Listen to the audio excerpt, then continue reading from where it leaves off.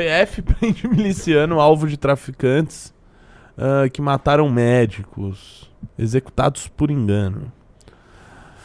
A Polícia Federal prendeu os milicianos Dalmir e o seu filho Tylon, que foram alvo de traficantes. Puta, essa história é muito bizarra, velho. Essa história é muito bizarra.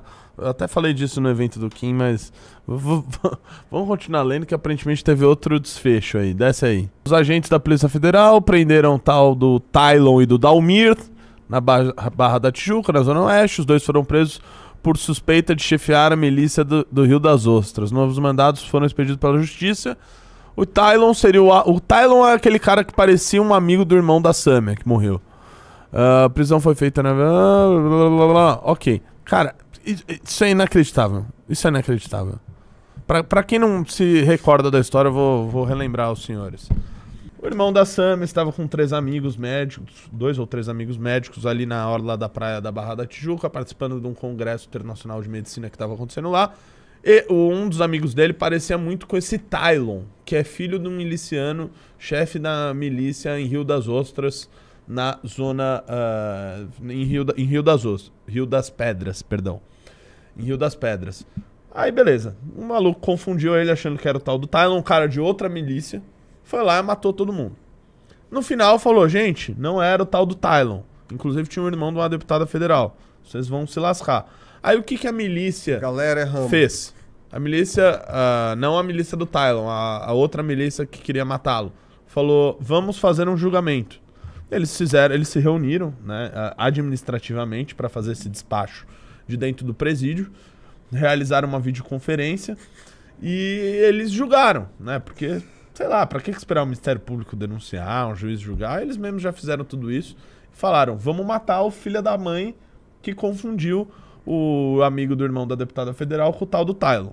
Beleza, eles mataram o cara. E eles falaram, gente, pra deixar claro, né, manter a barra limpa com a polícia, eles também mandaram um informante pra avisar a polícia de que eles já tinham resolvido todo esse caso. Sim. Que eles têm um informante e aí, que tem contato beleza, direto com a polícia ainda. Beleza, a gente tem essa situação que mostrou que o poder paralelo, ele atua e ele opera de forma mais eficiente do que o Estado brasileiro até. Sim. Né, no quesito ali de processo penal, por assim dizer. E aí, tempos depois, o que sobra pro Estado fazer? Olha, o Estado pode ir, talvez, atrás dos caras que mataram, pode ir atrás dos caras que se reuniram no presídio por videoconferência para fazer um tribunal do crime, pode ir atrás do informante. Não, sabe o que eles fizeram? Eles mandaram prender, né, o filho do miliciano e o miliciano, os que supostamente foram confundidos. Só que o que não se fala é que esse sujeito, ele tava solto.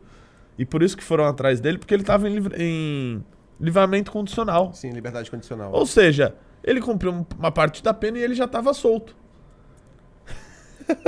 Dá pra entender que é totalmente desconexa essa história? Eu vou aproveitar, porque eu acho que a gente tá numa vibe muito boa para fazer algumas viagens aqui mais teóricas, etc.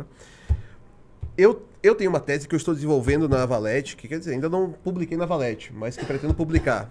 Tem um texto que eu estou escrevendo. Que exatamente o Brasil é um narco-estado. A gente, se for parar para pensar sobre o que seria um narco-estado, eu até cito... Sabe que em todos os congressos do MBL eu falei isso. Todos, é o meu Cara, discurso. Quem foi nos congressos estaduais... Eu e o Renato, a gente tem uma parceria intelectual muito boa. Desde a campanha. Desde a campanha, a gente tem uma parceria intelectual muito boa. Inclusive, o Renato está escrevendo um baita livro, eu li só uma parte do livro dele, e concordo com quase tudo que está lá. Cara, muito obrigado. Enfim, mas nesse texto que eu estou escrevendo sobre o Brasil como um narco-estado, eu falo o seguinte, tem 2 narco-estados claros hoje no mundo, clássicos assim. Um é a Bolívia, o outro é Burkina Faso. São 2 narco-estados. Tem um terceiro, que é Guiné-Bissau, mas que eu não vou tratar porque é uma questão muito... Tem os que já foram também. Né? Tem outros que já foram, mas falo que tem hoje. O Brasil e o México caminham para serem. Sim. Para se tornarem narco-estados. Como a Colômbia era na época do Pablo Escobar. E que tende a voltar, como o Equador também tende a voltar. Agora, qual é a minha teoria? Enquanto no mundo civilizado, no primeiro mundo, no centro do capitalismo global, as bases do capitalismo woke são multiculturalismo, ideologia de gênero e ecologismo, no terceiro mundo, na periferia do capitalismo global, narcotráfico. o multiculturalismo sai e entra o narcotráfico. Por isso que cada vez mais há Estado se tornando a um estágio, né, de narco-estado. E o Brasil passa por essa mutação. O Rio de Janeiro talvez seja já um exemplo muito bem acabado, mas que não vai se restringir só ao Rio de Janeiro. A Bahia está se tornando também isso. Espírito Santo tem esse problema. Então, a gente está falando sobre um país que está vendo se alastrar a influência do crime organizado de tal forma que, em poucos anos, a principal força paramilitar do Brasil será maior do que a força militar. Será mais preparada. Quando houve agora esse roubo de metralhadores e tudo mais, antiaéreo, simplesmente saiu uma notícia que o PCC não quis comprar e o Comando Vermelho também não quiseram comprar essas armas por estarem velhas.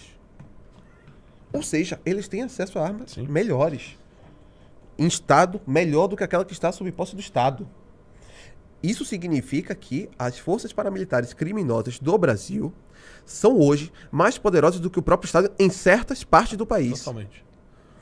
Estamos ainda em um estado de narco-estado? Talvez não, mas caminhamos para isso. E porque a economia, nesse novo estágio do capitalismo, requer que entre seus tentáculos, seus pilares, o narcotráfico seja fortalecido.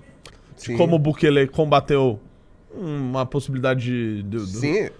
El Salvador era um narco-estado. El Salvador era totalmente tomado pelas pandilhas. Sim. Né? Que eram as gangues. E aí a gente vê o seguinte... Obrigado, era só isso, Merchan. Há formas, sim, de se combater.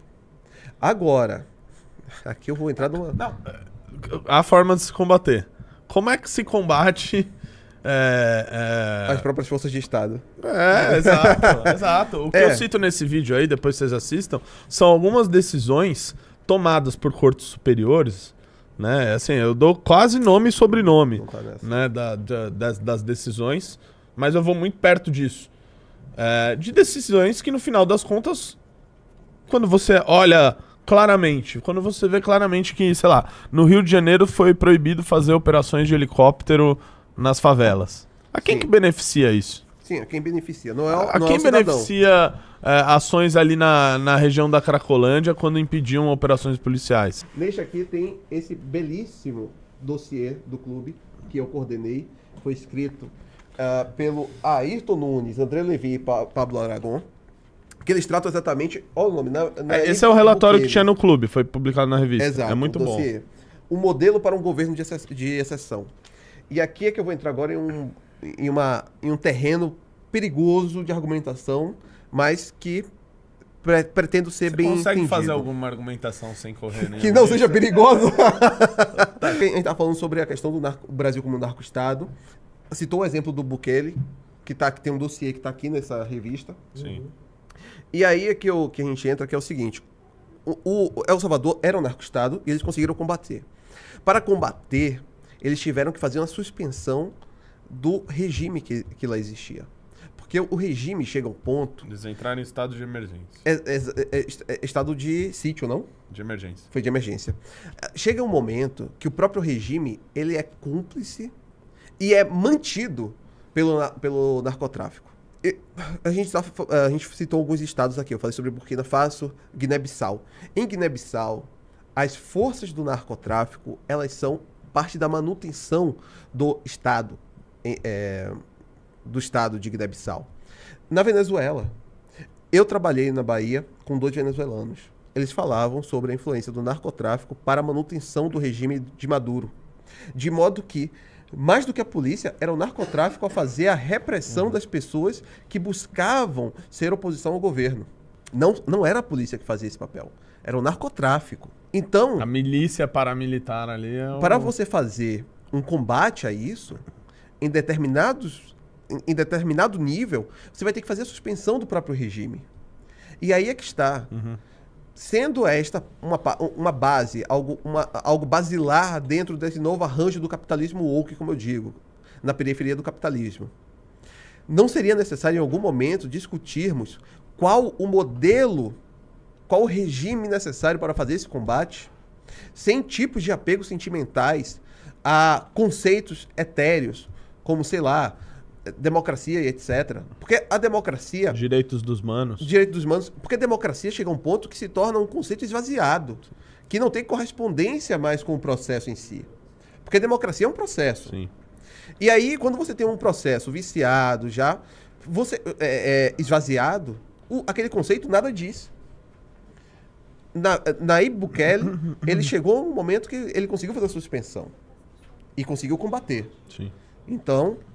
Afinal, como é que vai falar desses conceitos etéreos que você citou num país em que basicamente você não tem direito a nada porque tá tomado? Sim, e assim, também chega um ponto que o próprio debate se torna inviável. Você não pode debater certas coisas porque é um debate muito perigoso. Ainda mais que, falar sobre isso aqui que eu falei agora em um país que acabaram de tentar dar um golpe é complicado.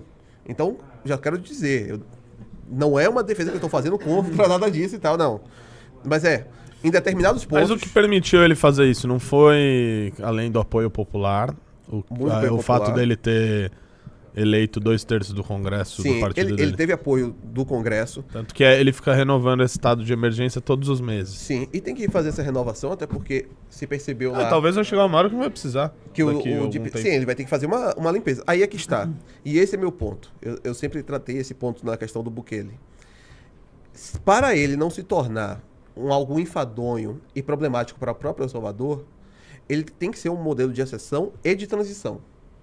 Ele não pode ser um modelo eterno. De exceção eterna, é igual a ditadura brasileira foi. Exatamente. A ditadura brasileira, o maior problema dela foi sua duração. 21 anos de modelo de exceção, que era para ser transitório.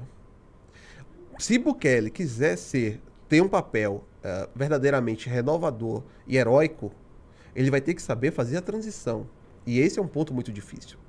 Porque qual é a cultura política que vai advir dessa transição? Que vai possibilitar essa transição? Porque tudo depende também da cultura política. O Brasil tem como cultura política principal o patrimonialismo. Essa é a nossa principal cultura política. O autoritarismo, tudo isso advém do próprio patrimonialismo. Uhum. A resposta do Xandão é a resposta autoritária do patrimonialismo brasileiro. Exatamente. E a resposta populista também era patrimonialista. Sim, o bolsonarismo, por exemplo. Exatamente. Então, assim, você percebe que a cultura política se sobrepõe a certos eventos. Porque os eventos, eles passam, mas eles assimilam a cultura política. Sim. Qual é a cultura política pós-Bukele? Esse é um ponto que vai ser interessante para analisarmos. Por quê? Sendo um governo de exceção e transição, ele vai ter que fazer uma nova cultura política no país. Esse é o ponto. Vira e mexe, eu recebo Renan, sou de Estado. Renan, sou de São Paulo. Renan, sou de não sei o quê. Você quer ir no Congresso, tá com alguma dificuldade? Renan, não tô com grana, que às vezes a grana, você tá pensando no PEC todo. Se inscreve aqui, nós vamos entrar em contato com você. Você vai no Congresso. Vai entrar em contato nossa equipe com você. A galera entra mesmo. E a galera vai... Você vai conseguir no Congresso. Vai ser o maior evento de política do ano.